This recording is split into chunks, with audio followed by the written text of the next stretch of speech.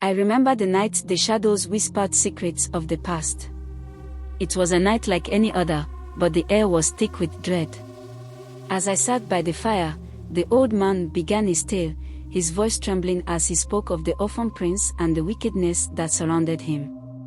In a small village in Africa, there lived a boy named Kofi. He was an orphan, left to fend for himself after his parents died in a terrible accident. Kofi was just a child when he lost everything. His father had been a respected chief, but fate had other plans.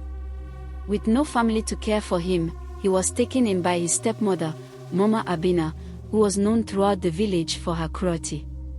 Mama Abena had 2 daughters of her own, and they were spoiled beyond measure.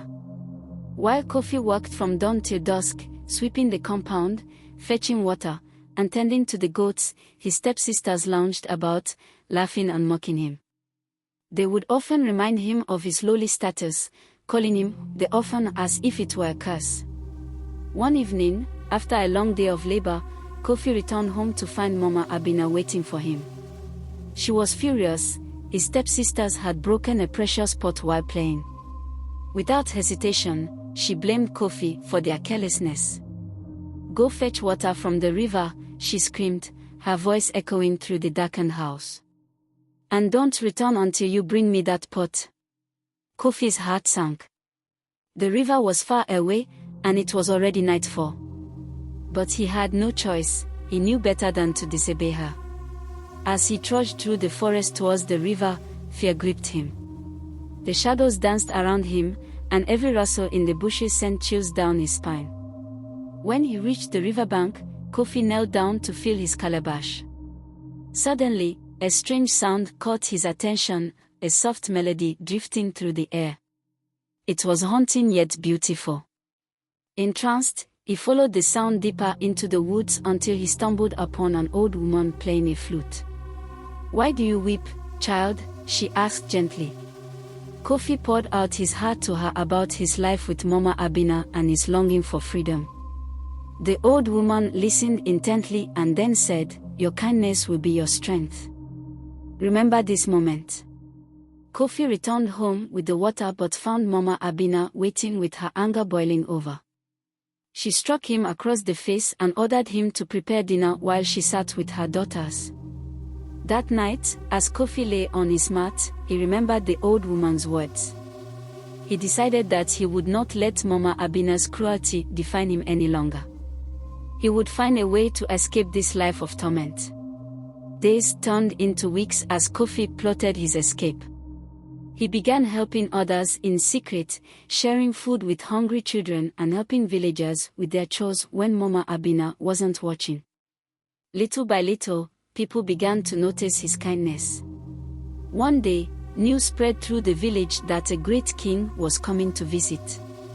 He was searching for a worthy prince to marry his daughter. Kofi saw this as his chance. If he could just get to that gathering, maybe he could change his fate.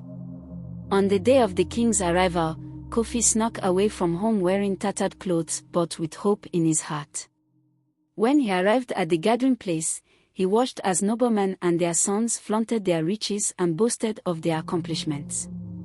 Feeling out of place but determined to be seen, Kofi stepped forward when it was time for introductions. "I am Kofi," he said boldly despite his ragged appearance. "I may be an orphan and have nothing to offer but kindness." The crowd fell silent. They had never seen someone so humble yet so brave. The king's daughter was watching from afar and was intrigued by Kofi's honesty. She approached him and asked about his life. As they spoke, she learned of his struggles and resilience against Mama Abena's cruelty. Moved by his story, she invited him to join her father's court as an advisor on matters of kindness and compassion, a role no one else could fill. Kofi accepted eagerly but knew it wouldn't be easy with Mama Abena still in power back home. However, as days passed in the palace, word reached Mama Abena about her stepson's rise in status.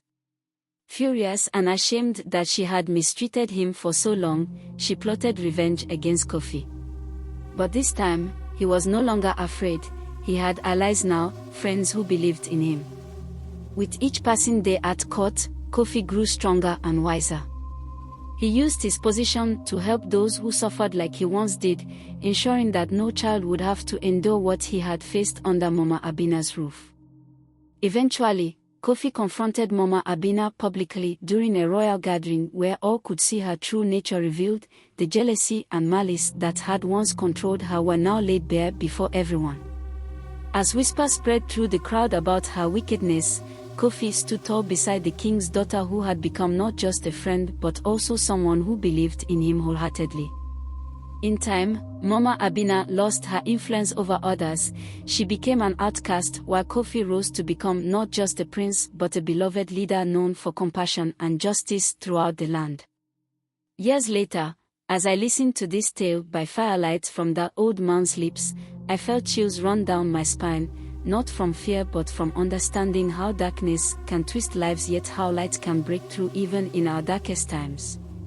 Kofi's journey from an orphan prince suffering under cruelty to one who rose to glory serves as a reminder: kindness is powerful, even against those who wish us harm.